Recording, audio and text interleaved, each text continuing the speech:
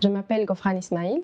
Je fais actuellement un stage au laboratoire de psychologie cognitive avec Madame Isabelle d'Autriche, équipe langage. J'ai fait une licence fondamentale en psychologie dans mon pays natal, la Tunisie. Et en 2019, je suis venue ici à Marseille pour faire un master en neurosciences, parcours neurosciences intégrées, cognitives et comportementales. En fait, notre but, c'est de savoir si les bébés autour de 14 mois sont capables de comprendre plusieurs mots dans une phrase. Donc, c'est une prémisse simple, mais qui a vraiment plein de défis, puisqu'on teste des bébés qui ne sont pas encore capables de produire de langage ou des mots compréhensibles. Les missions principales sont vraiment la passation des protocoles, la collecte des données et après l'analyse de ces données. Cette dernière-là, c'est ma préférée. La première, en fait, c'est de looking time ou temps de regard, en s'appuyant sur un paradigme de violation des attentes. C'est-à-dire, les bébés, ils vont regarder des vidéos en écoutant aussi des phrases qui sont soit incongruentes, soit congruentes avec ce qu'ils voient. Après, on va comparer le temps de regarder des vidéos dans les deux conditions.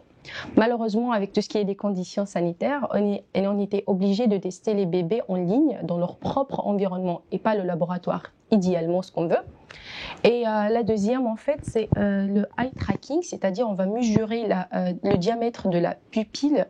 Et on a fait ça pour le moment avec des adultes pour piloter notre design expérimental.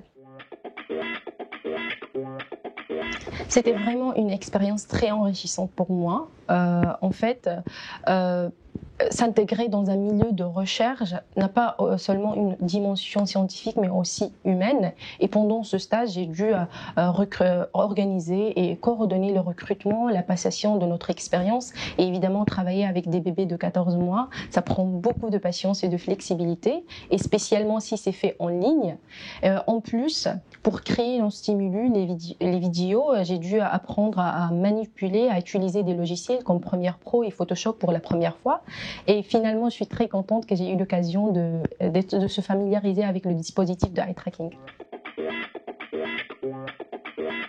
C'est sûr que pendant ces 5 mois, j'ai appris beaucoup sur la recherche en neurosciences cognitives, mais aussi sur moi-même. Et la rigueur, la persévérance sont vraiment des qualités indispensables ici. J'ai vu ça chaque jour avec mon encadrante. Sa façon de gérer les problèmes, son ton, c'était vraiment toujours impressionnante.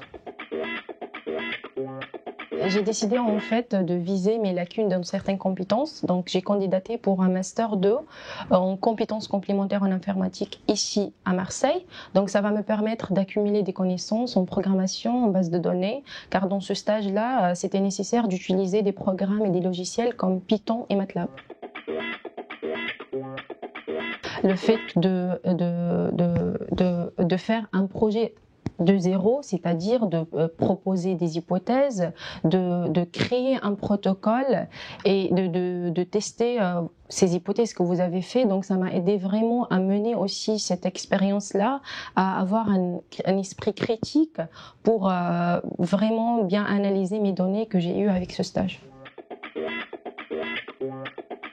N'hésitez pas, vous, de choisir ce laboratoire pour passer votre stage de M2.